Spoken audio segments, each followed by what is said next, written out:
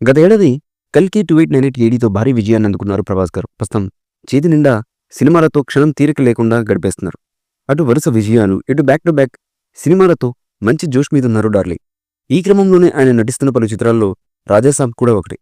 Director Maruti దర్శకత్వం వహిస్తున్నటువంటి ఈ మూవీని హారర్ కామెడీ నేపథ్యంలో తెరకెక్కిస్తున్నట్లుగా తెలుస్తుంది. ఇందులో మాలవిక మోహనన్, నిధి అగర్వాల్, రిద్దీ కుమార్లు హీరోయిన్లుగా నటిస్తున్నారు. అలాగే సంజయ్ దత్, మురళీ శర్మ, అనుపమ్ ఖేర్లు కూడా ఈ సినిమాలో కీలకమైన పాత్రలైతే పోషిస్తున్నారు. ఈ చిత్రానికి తమన్ సంగీతం అందిస్తుండగా ఈ మూవీపై భారీ అంచనాలే ఉన్నాయి. ఈ క్రమంలోనే తాజాగా ఓ ఇంటర్వ్యూలో పాల్గొన్నటువంటి తమన్ గారు రాజాసాబ్ మూవీ గురించి ఆసక్తికరమైనటువంటి కమెంట్స్ అయితే చేశారు. ఈ ఆడియో లాంచ్ కార్యక్రమాన్ని జపాన్లో చేయబోతున్నట్లుగా చెప్పారు. అందుకే జపనీస్ వెర్షన్లో ఓ సాంగ్ చేయాలని చిత్ర యూనిట్ కోరినట్లుగా వెల్లడించారు. ఈ మూవీలో ఓ డ్యూయట్, స్పెషల్ సాంగ్, ముగ్గురు హీరోయిన్లతో ఓ పాట, హీరో ఇంట్రడక్షన్ సాంగ్ ఉన్నాయని తెలిపారు. ఈ సినిమాని థియేటర్లో ఫ్యాన్స్ ఎంతో ఎక్కువగా ఎంజాయ్ చేస్తారని అన్నారు.